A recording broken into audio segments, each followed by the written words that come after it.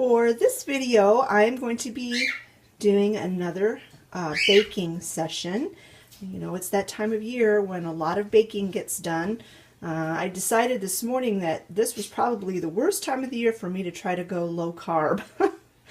But you know what? I'm going to go low carb when I can, but I'm still going to enjoy the holidays and just not overindulge. But anyway, the recipe I'm going to do is out of this book. I've done recipes out of this book before, and I just really like this book. I'd really love to try every recipe in it almost. So many good things.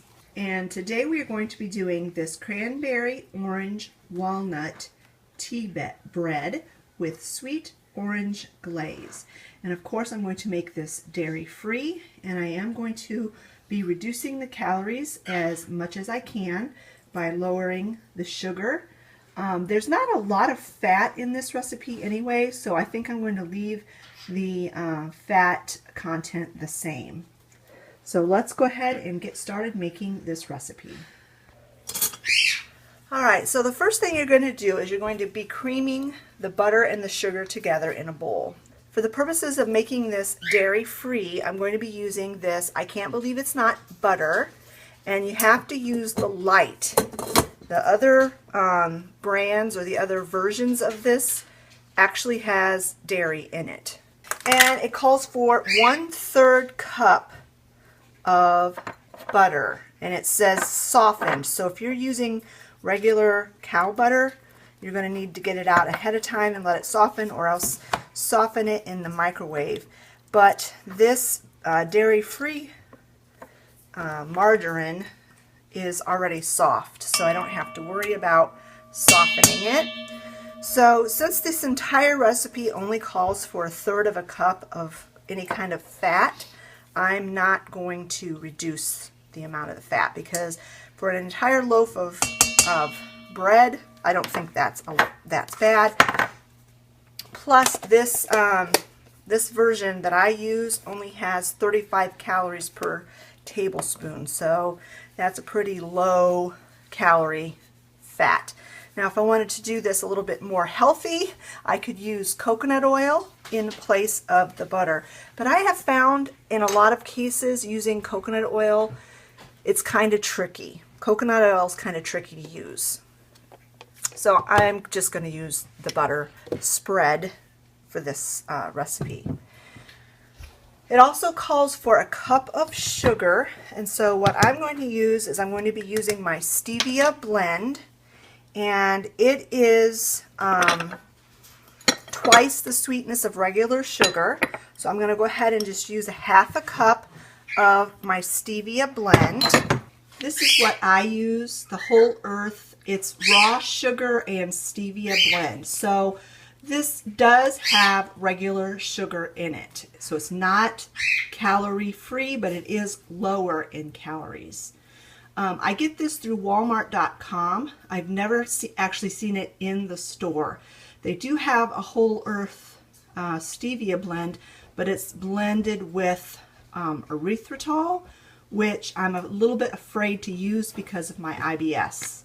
Any of those sugar alcohols can tend to aggravate IBS symptoms. So that's why I go with this. If you're wanting to be 100% pure Trim Healthy Mama, then you wouldn't want to use this blend because, like I said, it does have sugar in it. Or if you're diabetic and have to watch your sugar intake, this might not be the sweetener for you. And the nice thing about this stevia blend is that it browns just like regular sugar. It browns your baked goods.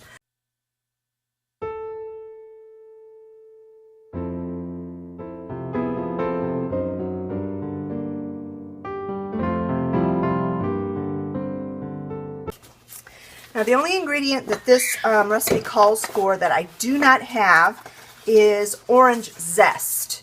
I do not have any fresh oranges in the house right now, so I don't have any zest. But I don't think that that's going to make a huge difference in the grand scheme of things. So if you have orange zest on hand and you want to use it, go ahead. It calls for the zest of 1 small orange. If you don't worry about it. So after you have your butter and sugar creamed together, you're going to add 1 large egg. And I get my eggs from Aldi right now because our chickens are not laying. And these are organic brown eggs that I buy from Aldi. Next, you're going to add 1 teaspoon of vanilla extract.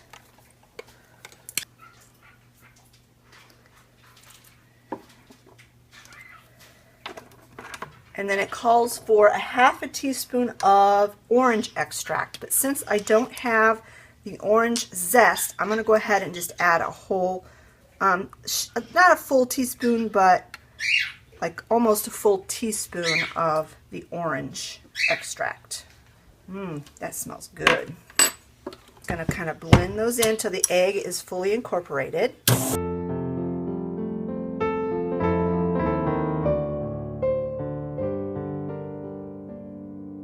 Okay, after that is blended in, then you're going to add a 1/2 cup of buttermilk. Now, if you don't have buttermilk, or if you're trying to do this dairy-free, you can take a nut milk of your choice, or cow's milk, depending what you want to do. In my instance, I'm using almond milk today. And you just add a splash of lemon juice to the milk, and it will make it buttermilk. It'll add the acidity that buttermilk would have. I'm going to add 1/2 cup of almond milk with a little dash of lemon juice in it. And then you're going to need a 1/2 cup of orange juice. I got my orange juice from Aldi. And we got the pulp free because nobody in our house likes the pulp. But if you like pulp, you can use whatever kind of orange juice you like.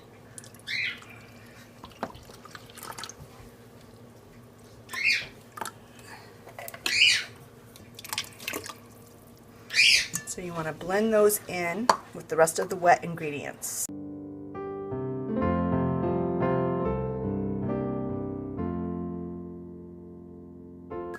So then you're going to want to add the dry ingredients to this mixture.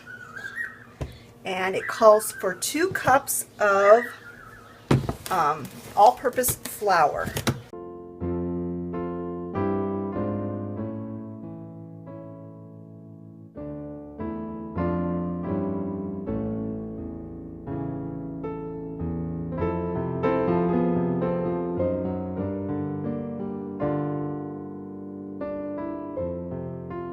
To this, you're going to add 2 teaspoons of baking powder, and I always use the Rumford aluminum-free baking powder.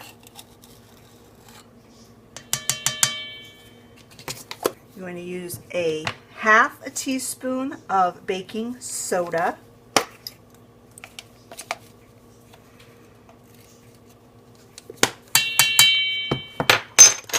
And 1/4 teaspoon of salt, and I just use sea salt. And you're going to mix all of those dry ingredients into the wet ingredients.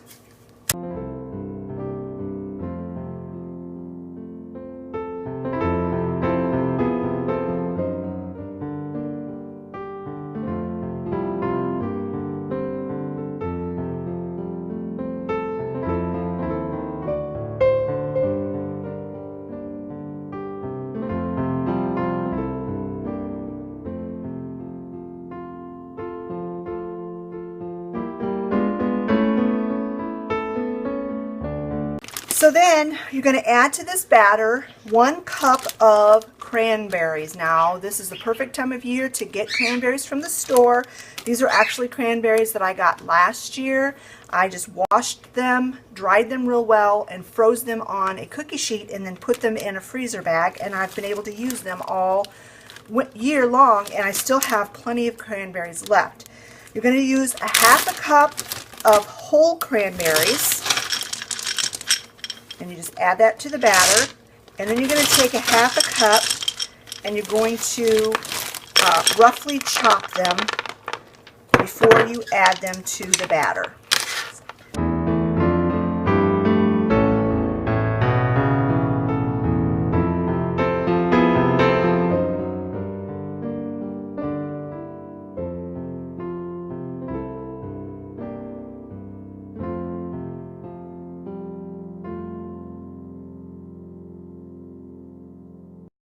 I would suggest if you do this, unless you're really patient, you might want to do it in a food processor if you have one, because chopping up those roly-poly things was a little bit challenging, but we got the job done. So I'm going to go ahead and add that to the batter.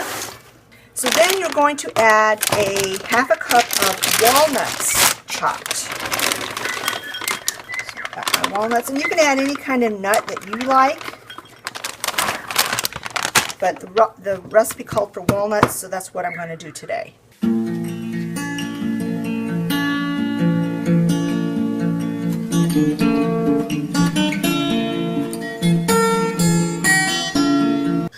Alright, so that job's done, and I need new chopping mats, I'm afraid.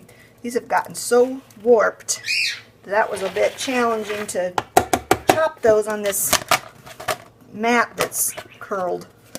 I think it's because the kids put it in the dishwasher and they really probably shouldn't, because the heat from the dishwasher warps it. Oh well, got that job done. So then all you want to do now is just blend it in gently into the batter.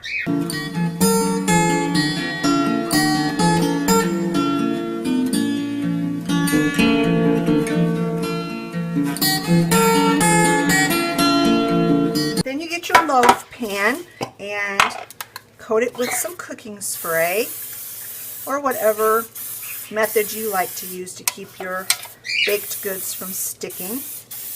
I like good old cooking spray.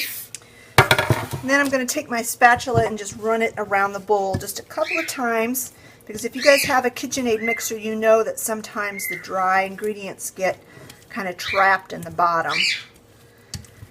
Just want to make sure everything is well incorporated.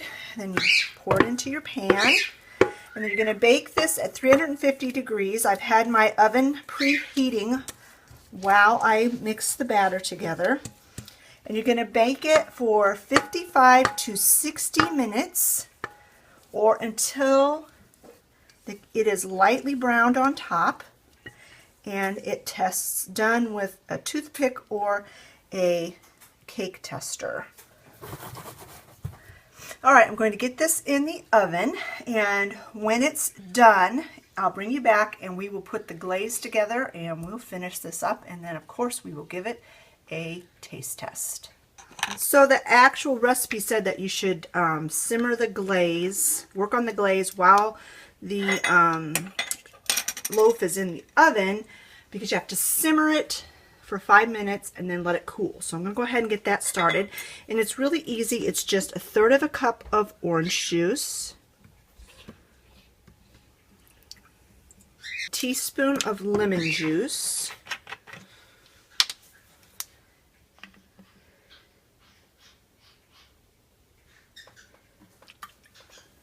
and 3 tablespoons of sugar. And for this, I'm going to go ahead and use regular sugar. I'm not going to use my stevia blend. I'm not sure how well that would work. And since it's just a glaze for the top, it's not really going to add that many calories overall to the cake, or the loaf. It's probably kind of more like a cake, I guess. So I'm going ahead and use my whisk and whisk this till the sugar dissolves and it starts to simmer, and then you simmer it for 5 minutes, and then you let this, shut the heat off and let it cool while the bread is baking. So once this has simmered for 5 minutes, I will bring you back and let you see what it looks like.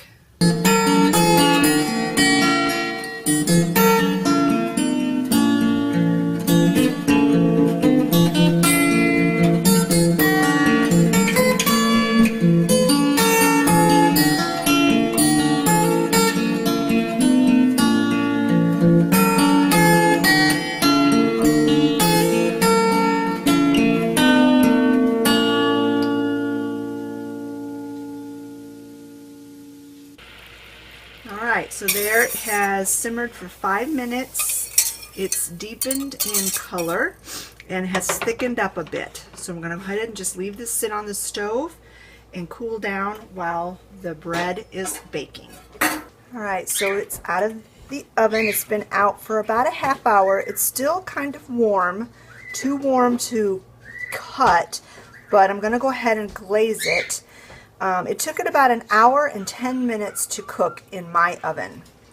So what you're going to do is it says to take a toothpick or a skewer or a small paring knife or whatever you have and poke holes or make small slits all across the top.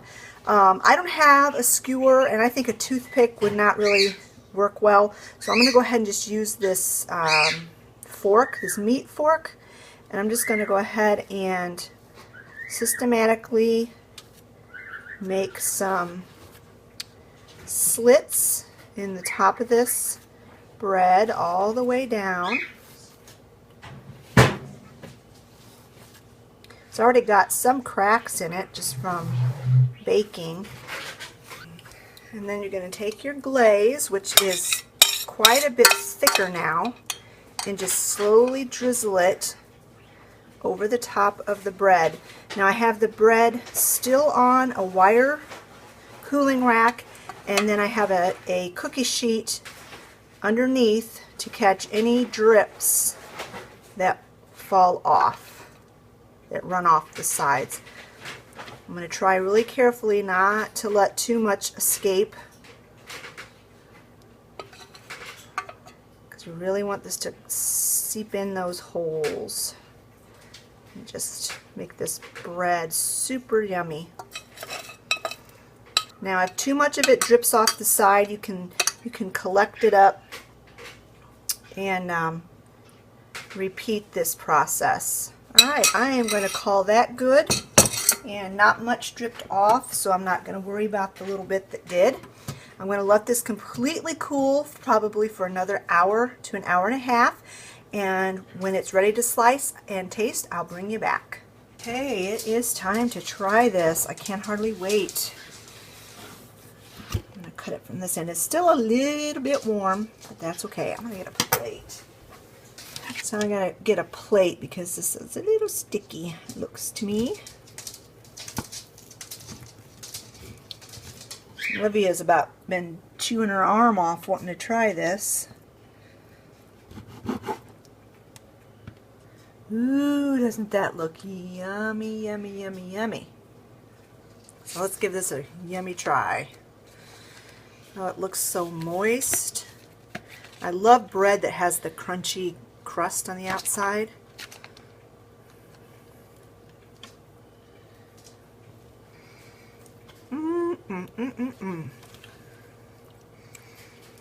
That is so good. Oh my goodness. One more bite because I need some cranberry.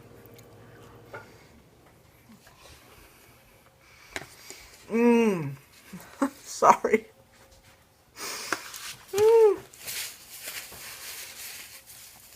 That is super good. That cranberry orange walnut tea bread is delicious. I knew it would be. I love all of those flavors, and when you just combine them together, it is so good. The nuts are in there, and they add crunch. The cranberries add a bit of tartness, but it's balanced with the sweetness of the glaze. It is really, really good. I will leave the recipe in the description box below, and I would highly recommend that you try this. You could make it for Christmas morning for your breakfast for your family, or as gifts. You could bake it in smaller loaf pans and give it as gifts to people. Whatever you want to do is just really, really good. I hope you enjoyed this video. If you did, give it a big thumbs up, and we'll talk to you later. Bye, friends.